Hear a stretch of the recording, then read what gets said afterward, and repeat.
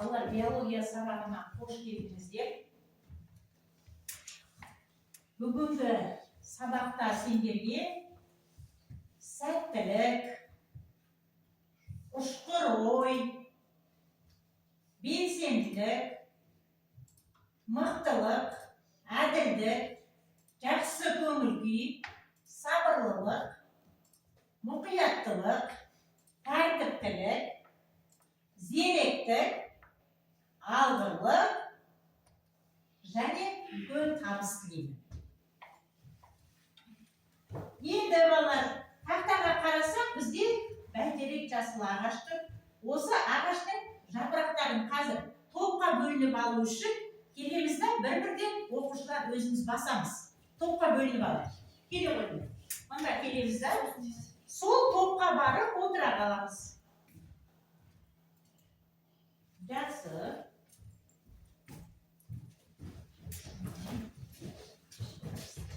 Асықпаймыз.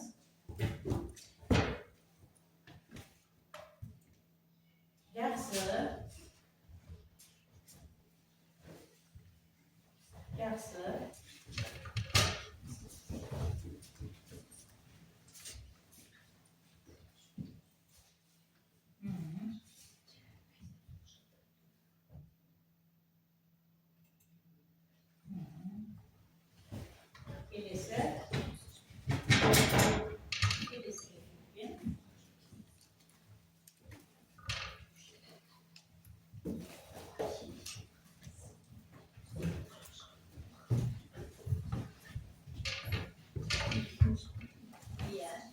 Top boyunca bölünüp oturanlar. Bölünüp sonuna bırak. Sonымен biz жақсы орнымызға алайық. Екі топқа бөлініп алдық, иә балалар? Енді бірінші біз үй тапсырмасын қайталап алсақ, тақтадағы яшыққа көңіл бөлейік. Тапсырмасын қайталау үшін берілген яшықтарды бір таңдап сұраққа жауап беріңіздер. Дайынсыздар ма? Кім жауап береді екен? Кім? Келе. Қайсыны таңдаймыз? Домбыра. Көлденең жолақ қалқа бұлшылайды қай жерден алсақ кеудеден қабырғада. Кеудеде қабырғада дейді. Бір оқушыларға қарап жауап береміз, е? Келе. Таңдаймыз. Сәлеметсіздер ме оқушылар? Үй тапсырмасын қайталау үшін берілген яшықтарды бір таңдап сұраққа жауап беріңіздер. Дайынсыздар ма?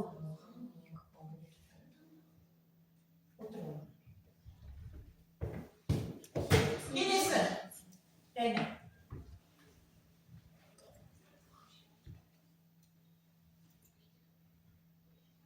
Бірыңғай сала бұлшық қай мүшелерде кездеседі?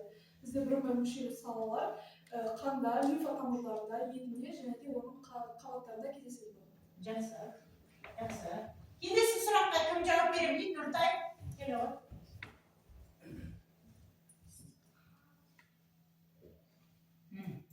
Туды таңдады, иә?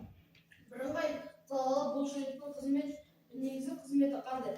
Ол біріншіден қабырғаны және ішкі қан тамырларын жұмыс атқаруын қамтамасыз етеді. Жақсы, тамаша.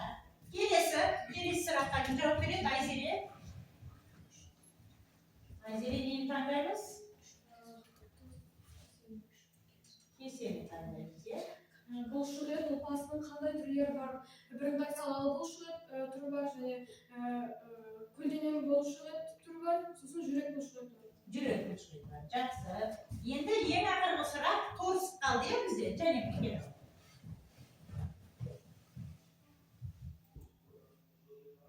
Бұлшықет ұлпасы дегеніміз не? Бұлшықет ұлпасы дегеніміз ағзалар мен мүшелер қозғалысқа келтіретін ұлпа. Жақсы, өте тамаша. Сонымен балаларымыз, бұлшық еттер жайлы толық мағлұматтарды алдық деп ойлаймын. Енді жұмыс кітаптерімізді ашып, бүгінгі күнімізді жазайық. Бүгінгі біздің тақырыбымыз, кішкене сөзді қоямыз. Гиподинамия, сымбаттың бұзылуы және жалпақ табандылықтың пайда болу себептері. Жұмыс кітаптерімізді ашып, бүгінгі тақырыпты жазамыз. гиподинамия, сымбаттың бұзылуы және жалпақ табандылықтың пайда болу себептері. Тақырыпты жаздық па? Жазып қойдық, иә? Енді біз тақтадан бейне көрсетілімге көңіл бөлеміз қазір. Ал ол бейне фильм алдында біз қараймыз гиподинамияның салдарын атау, сымбаттың бұзылуы және жалпақ табандылықтың пайда болу себептерін анықтаймыз. Сабағымыздың мақсаты салдары, сымбаттың бұзылуы мен жалпақ табандылықтың пайда болу салдарын анықтау. Бірінші бейне көрсетілімге көңіл аударайық, көңіл тақтаға қарайық. Бұныңыз ыңғайлы болса да, омыртқаңыз бен табаныңыздың доғасы ренжулі. Неге олай екенін және не істеу керектігін айтайын. Гиподинамия күрделі сөз, бірақ мағынасы қарапайым, аз қозғалу. Бұлшықеттер жұмыс істемесе, олар кішірейіп, әлсірейді. Бұл дене бітімінің бұзылуына әкеледі. Иықтардың бүгілуі, бастың алға қарай шығуы, арқаның бүкірейуі. Әлсіз еш және жамбас бұлшықеттері омыртқаны ұстай алмайды. Сондықтан бүкіл дене тепе-теңдігі бұзылады. Жалпақ табан бар. Дәл сондай жағдай. Табан доғасын ұстап тұратын бұлшықеттер мен байламдарға үнемі жүктеме қажет. Көп отырсаңыз, ыңғайсыз аяқ киім кисеңіз, артық салмақ тастасаңыз, күні бойы қатты жерде тұрсаңыз, табан доғасы біртіндеп түседі. Оған генетика қосылса, жүктілік қосылса, жасқа байланысты тозу қосылса, жүйке мәселелері қосылса, қауіп арта түседі. Назар аударатын белгілер: аяқтың шаршауы, тізенің ауруы, белдің ауруы, аяқ киімінің тегіс емес тозуы, табан доғасының көрініп тұрғандай түсуі. Алдын алу оңайлау, қозғалыңыз. Қысқа серуенде балтыр және табан созу жаттығулары, табан доғасын нығайтатын жаттығулар, бөксе бұлшықеттерін жұмыс істету, иш бұлшықеттерін жұмыс істету қолдауды қалпына келтіреді. Жұмсақ аяқ киімді ыңғайлысына ауыстырыңыз. Маман кеңес берсе, ортопедиялық табандықтарды қолданыңыз. Әр 30-45 минут сайын отыруды үзіңіз. Егер ауырсыну немесе үлкен өзгерістер пайда болса, физиотерапевтке немесе подолавқа көрініңіз. Ерте көмек ұзақ мерзімді зақымданудың алдын алады. Үстелде отырып жасай алатын жылдам жаттығулар керек. Лайк басыңыз, мен қосымша видео шығарамын. 5 минутта 5 жаттығу. Белсенді болыңыз. Дене бітіміңізді қорғаңыз. Табан доғаңызды қорғаңыз. Соңы. Жақсы. Балалар, бұл бейне көрсетілімнен нені көрдік деп ойлайсыңдар?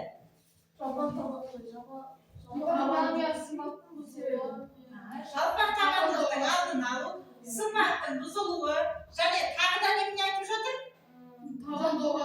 Жаттығу. Үнемі спортпен айналысып, спорттық жаттығулар жасау бізге тиімді екен. Егер де осындай бір жағдай болып жатқан жағдайда біздің сымбатымыз бұзылып жатса, жалпақ табандылық болып жатса, қайда қаралу керек дейді? Дәрігердің кеңесіне жүгінуіміз керек дейді. Енді бейне көрсетілімнен бірталай жаңағы мағлұмат алдық деп мен ойлаймын. Енді осы бүгінгі тақырып бойынша біз қазір біршама тапсырмаларды орындаймыз. Бірінші топтық жұмыс қалды. Жалпақ табандылық дейді міне. Одан кейін гиподинамия. Омыртқа жотасының бұзылуына әсер ететін себептер. Мен мына жерге де іліп қойдым қосымшама. Енді осы тапсырманы беру үшін сендерге балалармен көрнекілік ретінде қазір мына жұмыстарды қоямын. Жұмыстар жылдамдылық, уақыт пен таратуларыңыз сұралады.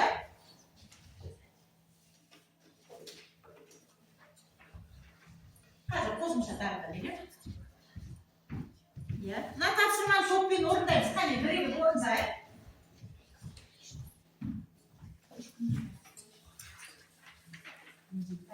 Орындаймыз. Клей салдым да.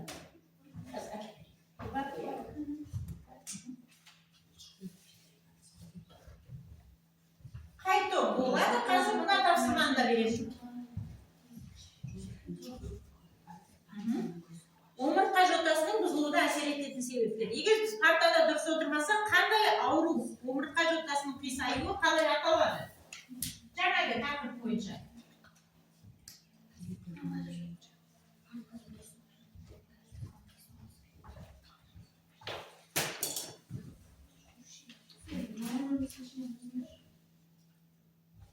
Омыртқа жотасының қисаюы неден болады? Қандай себептен болады?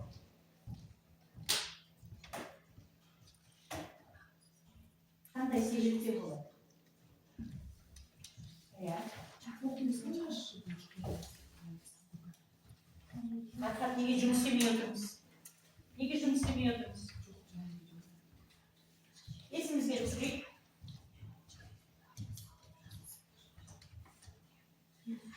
Кім болды қазір екінші тапсырманы да береміз. Оқытамыз ба?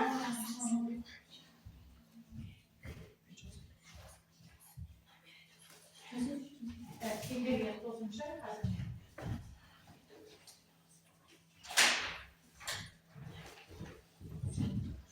Тапсырманы сендерге қосымша берейік. Мынаны орналастырасыңдар. Клей бар ма? Клейменен орналастырасыңдар, иә? Қандай деңгейлермен астына тапсырыңдар, иә? Сөйлеген өздерің қорғайсыңдар. Болдық па? Жақсы. Екінші топ болған екен, бере қойыңдар. Бірінші топ кішкене тыңдайық, иә? Тыңдап жүрейік. Бірінші тапсырмасын айта қойыңдар. Сізге берген тапсырмада гиподинамияның себептері жазу керек болғанбыз. Бұл жерде ең алдымен көрудің нашарлауы, иммунитеттің төмендеуі және бұлшық фотографиясы және артық салмақ және геморрой, одан бөлек саусақтардың жұмыс жасамауына әкеледі екен, иә? Ол гиподинамияның салдары. Балалар түсіндіңіз ба? Жақсы жауап берді, иә? Жақсы, қайда жүрді? Қадап қоямыз. Иә. Сендерде екі тапсырма берілді, иә? Қандай екенін бірінші айтып жүріңдер, балалар. Сендер отыра қойыңдар, ал тыңдайық. Бірінші тапсырмалары оқи ғой. Жапақ табанының адам табанындағы ойыстар түгелдей немесе жаппай тегістері жаппай кетуі. Бірінші қалыпты табан, жапақ табанның бірінші деңгейі, жапақ табанның екінші деңгейі, жапақ табанның үшінші деңгейі. Үшінші деңгейі, балалар қараңызшы, жасыл түс, сары, қызыл түспен көрсетілген. Иә, деңгейлері қалыпты табан, иә? Келесі қандай? Оқи ғой, сұрағыңды оқы. Омыртқа жотасының бұзылуы әсер ететін себептері. Қандай? Мал бір орында ұзақ отыру, текшімеу, жаттығу жасамау, ыңғайсыз аяқ киім. Ол ыңғайсыз аяқ киім кию, жалған табандылықтың алдын алуға болады, иә? Тек отырмау. Егер де омыртқа жотасының қисаюы біз дұрыс отырмасақ, онда қандай ауруға біз шалдығамыз? Гиподинамия ма? Неге бар? Сколиоз. Омыртқа жотасының қисаюы сколиоз деп аталады. Ана жерге іліп қойды, сендер отыра беріңдер. Жақсы. Гиподинамияның салдары жалған табандылықтың алдын алу. Басқаларымыз тезірек отыра қалайық. Енді сендерге балалар функционалдық сауаттылыққа негізделген тапсырма беріледі. Денсаулық картасы екінші топ. Сендерде міне жағдаяттарың жазылған.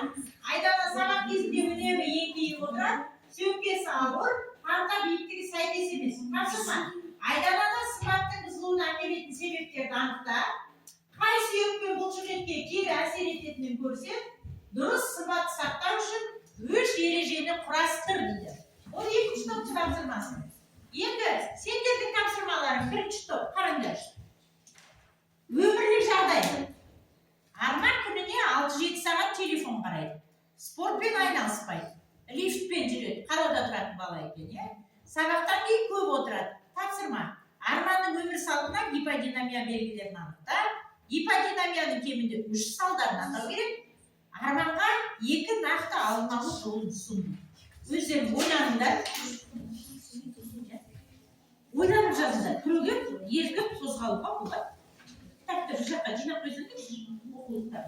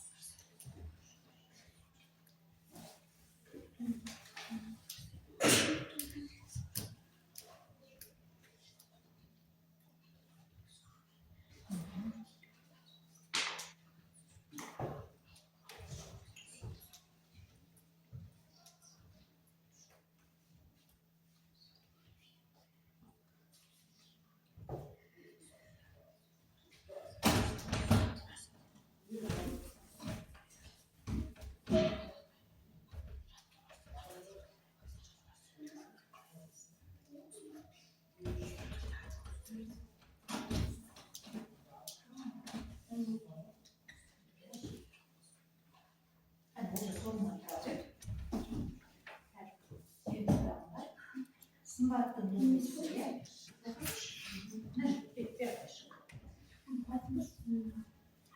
Болса, кішкене бері қарай, қара, тыңдап жүрейікші бала, иә? Ақырын жаза білейік, бірақ олжасты тыңдайық.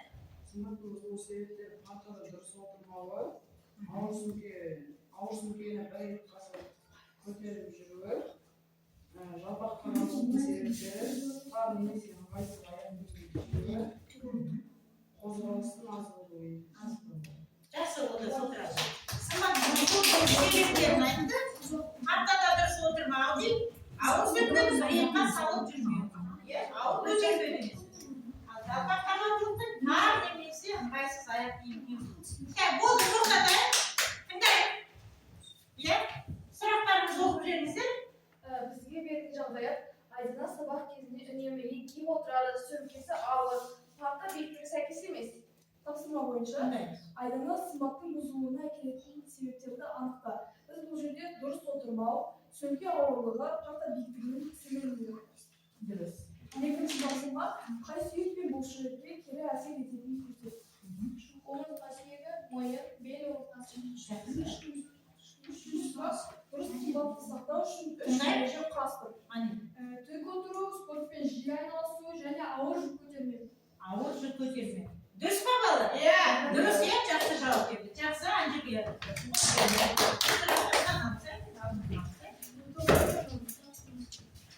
Екінші топ дайынсыз ба? Шыға бері. Бірінші топ жақсы.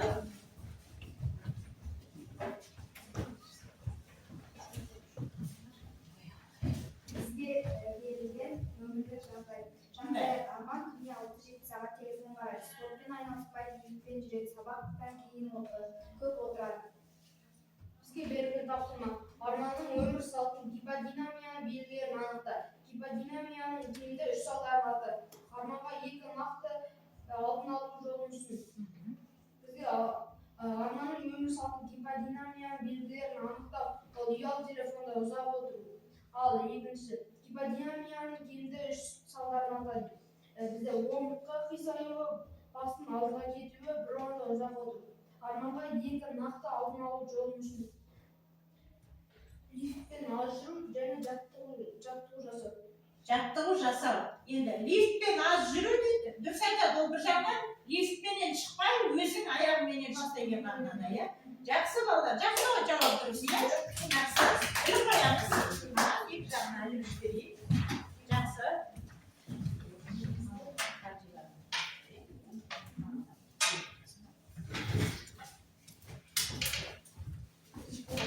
Сабақ соңынан өтейміз.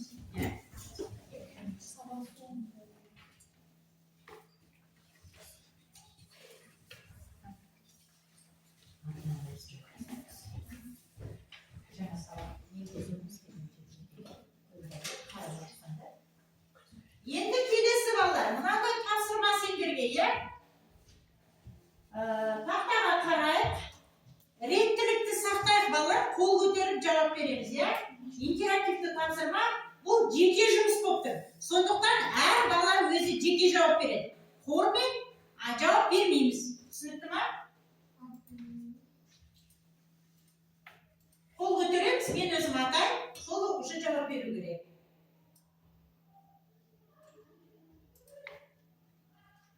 Берілген сұрақты қазір оқимыз да, белгілейміз, иә? Дұрыс па, бұрыс па деген, иә? Қарайық.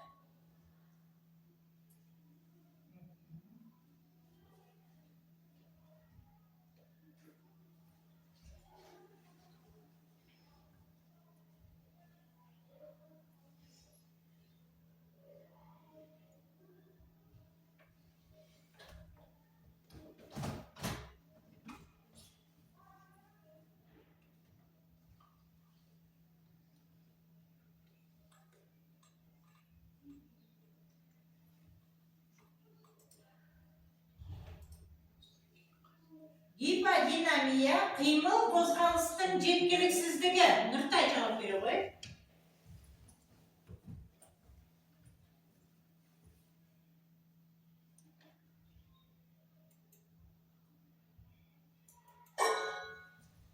Жақсы. Келесі сұрақ. Ұзақ уақыт қозғалыссыз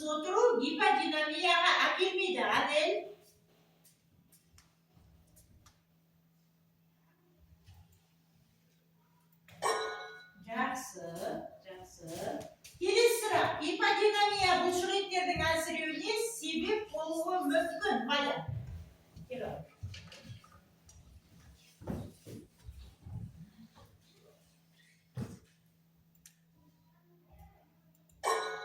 Жақсы. Келесі сұрақ. Партада дұрыс отырмау сымбаттың бұзылуына себеп болады. Олжас.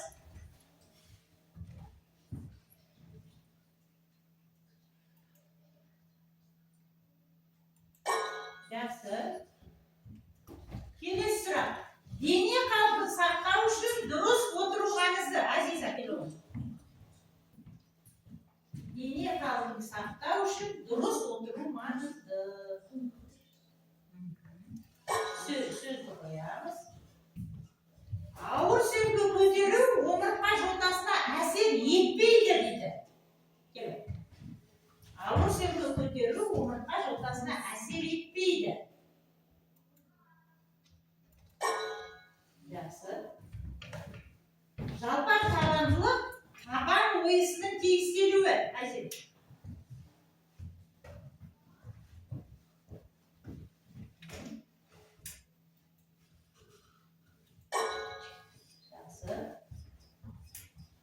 Ыңғайсыз аяқ киім жалпақ табандылықтың пайда болуына әсер етеді. Жәнеке.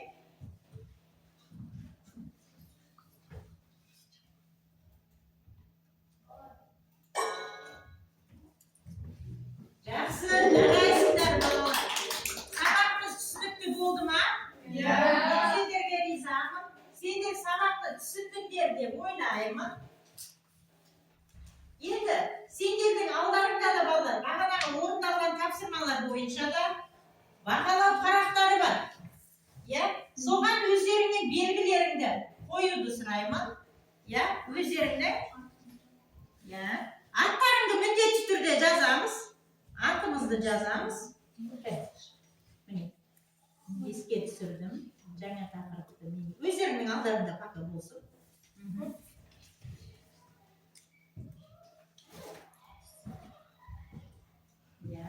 Енді мен сендерге мынандай бір қорытынды ретінде айтқым келіп тұрғаны, қазіргі кезеңде бізде жалпақ табандылық бар ма? Осындай плоскостопия дейді ғой, жалпақ табанды адамдар бар ма? Бар, иә, бізде көптеп кезігеді. Біз қазір әскер қатарына алатын кезде неден өтеді азаматтар? Медициналық қаралудан өтеді ғой. Сол кезде оның бәрін анықтап дәрігерлер кеңес беріп жатады. Жаңа ғана біз айтып кеттік, сол жалпақ табандылықтың алдын алу үшін біз ыңғайсыз аяқ киім кимеу керекпіз, тар аяқ киім кимеу керекпіз. Одан кейін гиподинамияның салдары қандай неге апарып жатыр мысалы? Көз көруінің нашарлығы, омыртқа жотасының қисаюы, жаңағы сколиоз, ауыр жүкті көтермеу. Осының барлығының әсері мол. Сымбаттың бұзылуын қалай түсіндірсек болады? Сымбат дегенде қалай түсінеміз? Және қалай түсінеміз? Өзіңмен айта қойшы. Сымбаттың бұзылуы дегеніміз ол бізге берілген дене қалпымыздың әдемілігін жоғалтуы, яғни қисаюы, жаңағы плоскостопияға ұшырауымыз да соған себеп болады. Қисаю, омыртқа қисаюы, бүкірлік, соның барлығы ол біздің сымбатымыздың жоғалтуына әсер етеді. Сымбатымыз бұзылмау үшін біз қандай болу керекпіз? Қандай ережені сақтау керекпіз? Кім айта алады? Және айтады. Біз ол үшін салауатты өмір салтын ұстап, жаттығу жасауымыз керек, және диво тұруымыз керек, ауыр жүк көтермеуіміз керек. Ауыр жүк көтермеуіміз керек. Содан кейін ең бірінші нені сақтау керек деп ойлаймыз балалар? Тазалық, гигиена, иә? Адам өзінің жеке басының гигиенасын қайту керек, сақтау керек. Салауатты өмір салты деп жаңа жақсы айтып жатыр Жанерке, өте тамаша. Әркім өзінің жеке басының тазалығын, жеке гигиенаны қайтуымыз керек, сақтауымыз керек. Жақсы, отыра ғой. Жалпы сабақты біз түсіндік қой. Енді балалар, тақтаға қарай, торсық рефлексиясы дейді. Қарай, маған барлығы түсінікті дейді. Тақырып бойынша ізденуім керек деген жазылғаны бар. Ойланып жауап береміз, кері байланыс жасаймыз. Мен сабақты түсінбедім дейді. Қане, жеке келіп, өзіміз ойымызбен бөлісейік балалар.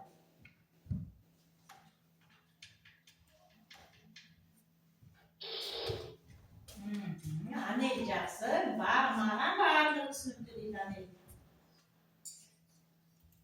Маған барлығы түсінікті. Жанелге де рахмет, маған барлығы түсінікті дейді.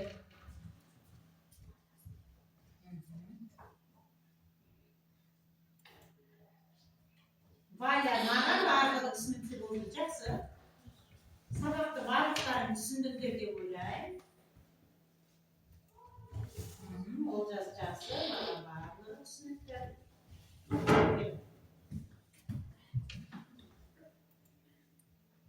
Барлығы түсінікті, жақсы. Келесі Жайна.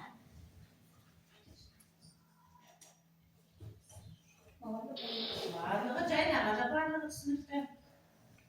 Торсықтағы қымызды барлығымыз қойып жейтін болды. Маған барлығы түсінікті болды. Нұртайға да барлығы түсінікті екен. Ардақ. Дұрыстап. Барлығы түсінікті. Ардаққа да барлығы түсінікті. Маған да барлығы түсінікті. Айзереге де барлығы түсінікті. Барлығымызға түсінікті болды ғой деймін, иә? Бүгінгі сабағымыз.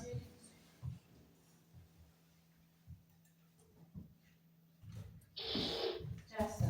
Сабағымыз барлығымызға түсінікті болды.